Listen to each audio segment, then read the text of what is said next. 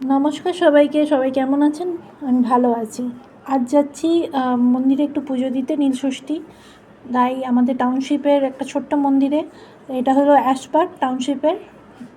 তো আমাদের ওই ছোট্ট মন্দিরে একটু পুজো দিতে যাচ্ছি। এখানে মা প্রতিষ্ঠিত করা আছে মাকে, আর তার সাথেই ভোলেনাথকেও প্রতিষ্ঠিত করা আছে পাশে।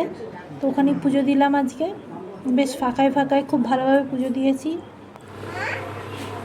তো এখানে নিয়মে খুব সুন্দর, পুজো করার ধরন খুব ভালো।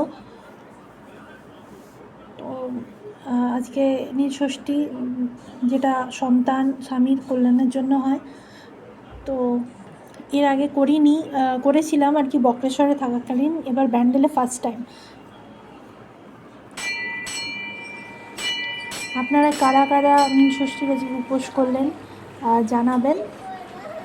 আর সবাই ভালো থাকুন। আপনারা হয়তো ব্লগটা রাত্রে দেখবেন। গুড নাইট সবাইকে।